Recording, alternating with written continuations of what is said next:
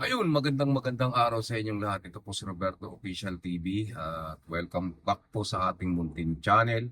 Bago ang lahat, babatiin ko muna yung ating mga kapatid na OFW sa makayong sulok o parte ng mundo na roon. Ganun na rin ang ating mga minamahal na kabayan, Luzon, Visayas at Mindanao. Napakaganda po ng mga binitawang salita ng ating mahal na Pangulo sa kanyang SONA kahapon. Nakita naman natin, no? Standing ovation talaga, grabe, no? At yung mga umabsent nga palang senador, 'di ba? Natuloy din naman yung SONA kahit wala kayo. Hindi naman kayo. Wala namang ano, kahit umating kayo o hindi. At lalong-lalo na itong ating VP na naglalakwatsa lang, eh wala akong problema yan. Tuloy na tuloy o natuloy ang SONA kahapon. 'Di ba? Napakaganda po ng mga sinabi, no? Ng ating mahal na Pangulo, especially yung mga proyekto natapos at yung mga tatapusin pa sa loob ng 2 taon bago siya bumaba sa kanyang termino. No, nakita niyo naman, mga kababayan, ang ginagawa ni PBBM, napakalaking bagay para sa ikaunlad ng bansa at siyempre sa ating din mga Pilipino. Proud nga ako, no? At talagang nagkaroon tayo ng isang presidente na may malasakit at pagmamahal sa bansa. No, yung mga hindi ho pumapabor diyan, yung mga hindi ho gusto, yung talumpati o yung mga sinabi ni Pangulong Marcos, eh wala akong problema yan. Diba? Kasi siyempre pag antay ka, hindi mo makikita yung tama. Ang nakikita mo lang, yung mga mali. Diba? O nakita nyo, ano ba sinabi ni PBBM? Siya ay presidente ng mamamayang Pilipino, hindi siya presidente ng pamilya niya, hindi siya presidente ng kanyang mga kaibigan, siya ay presidente ng bansang Pilipinas, no? At ng mga Pilipino. Yan, 'di ba? Nakita nyo kasi lumalabas dito, masakit man daw sa kanyang kalooban, ayon sa DOJ sa pag-iimbestiga sa mga ano, talagang nakakalap po ng mga sapat na ebidensya para maidemanda yung dating speaker, no, na si Romualdez. Ay, at alam naman natin, siyempre, ay court hanggat hindi po napapatunayan na sa korte na siya ay guilty, mananatili po siyang inosente.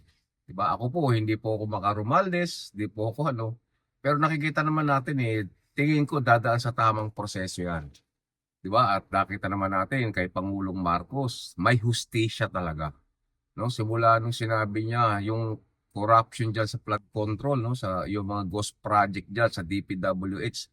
Nakita niyo ano sabi ng mga antay? Ano sabi ng mga antay? Na ang pinuno raw dito si Pangulong Marcos. Meron ba namang pinuno na isisiwalat yung napakalawak na issue tungkol dyan sa corruption na yan, yung mga ghost project na yan, kung alam niya, pati pangalan niya ay masasabi. Di ba? Mag-isip-isip naman kayo. No? At ako talagang sabi ko nga, may direksyon po ang bansang Pilipinas sa kamay po ng ating mahal na Pangulo. Ewan lang natin yung susunod na magiging Pangulo kung itutuloy yung mga proyekto, itutuloy yung paglaban sa corruption. Ang nakakalungkot lang, pag may bago mo po, baka pakawalan o pawalang sala yung mga taong involved po sa malawakang corruption. Sana ho, magtuloy-tuloy kung ano yung sinimulan ng ating mahal na Pangulong si PBBM. Di ba?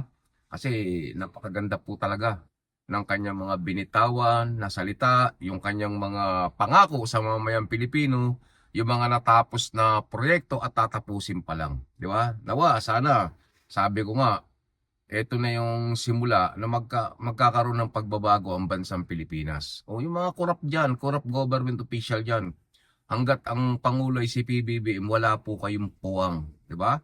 Nakita naman natin yung mga sinuli, no? Yung mga naibalik na pera tungkol dyan sa issue ng flood control. Napakalaki pong halaga nun na talaga magagamit po sa tama. Di ba? Kaya kayong mga DDS, huwag nyo nang ipilit ang gusto nyo na maupo yung BP ninyo kasi sigurado kung ano yung magandang sinumulan ni PBBM ay hindi po niya tutuloyan at masisira lang po ang Pilipinas. Isipin nyo, pangalawang pangulo ka. Tapos, importante ano ng SONA, isa ka sa importante, wala ka. Tapos yung mga 5 senador na tila po nagwelga, no? At hindi po sumipot, eh, wala naman pong problema yon. Natuloy din po ang SONA ng ating mahal na Pangulo. Di ba? Diyos ko, nakita naman natin, no? Kung sino-sino yung mga pinakulong at hahabulin pa ng batas. Grabe. Oh, grabe talaga. Eh, masamang-masama lang loob talaga ng mga ano eh, ng mga DDS eh. Alam niyo kung bakit? Kasi hindi nila akalain na hindi pala weak si Pangulong Marcos. Si Pangulong Marcos pala ay may isang salita, may dignidad at may mga pagmamahal sa bansang Pilipinas. At higit sa lahat, may takot sa Diyos. O yan, bueno, hanggang dito na lang. No? Maraming salamat. Patuloy lang po ninyo suportahan ang aking munting channel, Roberto Official TV. Sa mga hindi pa po nakapag-subscribe, please subscribe po yung aking channel. At huwag niyo rin pong kalimutan notification bell para ma-notify po kayo sa mga bagong video ating i-upload. Yan, maraming salamat. God bless Philippines. God bless po sa ating mahal na Pangulo.